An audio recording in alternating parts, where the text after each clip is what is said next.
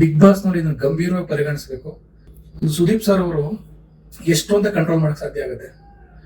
ಅವ್ರಿಗೆ ಒಳ್ಳೆ ಕಂಟೆಂಟ್ ಕೊಟ್ಟಿರ್ತಾನೆ, ಅವರು ಕೂಡ ಅದನ್ನ ಯಾವ ರೀತಿ ಮಾಡ್ಬೋದು ಅಂತ ಹೇಳ್ಬೋದು. ಇಂಥ ಹುಚ್ಚುರಿಸಂತಿನಲ್ಲಿ ಸುದೀಪ್ ಸರ್ ಇರೋದು ನಿಜಕ್ಕೂ ಅವ್ರು ಅದ್ ಹೆಂಗೆ ಹ್ಯಾಂಡಲ್ ಮಾಡ್ತಾ ಇದ್ರೆ ಗೊತ್ತಾಗ್ತಾ ಇಲ್ಲ. ಯಾಕಂತಂದ್ರೆ ಅವ್ರಿಗೆ ಒಳ್ಳೆ ಕಂಟೆಂಟ್ ಕೊಡಬೇಕು, ಒಳ್ಳೊಳ್ಳೆ ವಿಷಯಗಳು ಹೇಳ್ಬೇಕು. ಅವ್ರು ಅದನ್ನ ನೀಟಾಗಿ ಪ್ರೆಸೆಂಟ್ ಮಾಡಕ್ ಸಾಧ್ಯ ಆಗುತ್ತೆ.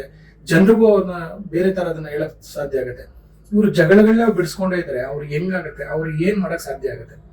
ಸೊ ಬಿಗ್ ಬಾಸ್ ನಡೆಸುವಂತವ್ರು ಯಾರೇ ಇರ್ಬೋದು, ಅದನ್ನ ಖಂಡಿತ ಫಸ್ಟ್ ಈ ವರ್ಷದಿಂದನೇ ಅವ್ರಿಗೆ ಒಂದು ಅಥವಾ ನೆಕ್ಸ್ಟ್ ಇಯರ್ ಇಂದ ಯಾವಾಗ್ಲೇ ಆಗಲಿ ಒಂದು ರೂಲ್ ಬುಕ್ ಕೊಟ್ಟು ಪ್ರತಿ ಕಂಟೆಸ್ಟೆಂಟ್ಸ್ಗೂ ಏನ್ ಅಲ್ಲೇ ಮಾಡೋದಂದ್ರೆ, ತಳ್ಳೋದಂದ್ರೆ, ಕೆಟ್ಟ ಮಾತು ಮಾತಾಡೋದಂದ್ರೆ ಇದೆಲ್ಲ ಯಾಕೆ?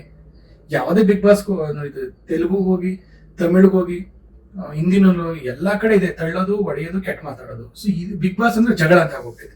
ಸೊ ಈ ಜಗಳ ಆಡ್ಬಿಟ್ರೆ ಜನ ನೋಡ್ತಾರೆ ಅಂತ ಅನ್ಕೊಳ್ಳೋದು ನಿಜಕ್ಕೂ ಅನ್ಕೊಂತಿದ್ದಾರೆ ಅಷ್ಟೇ. ಇಲ್ಲ ಏನೋ ರೀಲ್ಸ್ ಅಲ್ಲಿ ಬಂದ್ಬಿಟ್ರೆ ಜನ ನೋಡ್ಬಿಡ್ತಾರೆ, ಅಥವಾ ಏನೋ ಲೈಕ್ ಸಿಕ್ಬಿಟ್ರೆ ಜನ ಅದೆಲ್ಲ ಸುಳ್ಳು. 100% ಹೇಳ್ತಾ ಇದೀವಿ. ಜನರಿಗೂ ಇದು ಬೇಸತ್ತು ಹೋಗ್ಬಿಟ್ಟಿದೆ. ಜನರು ಕೂಡ ಯಾರು ಇದನ್ನ ಇಷ್ಟ ಪಡ್ತಾ ಇಲ್ಲ.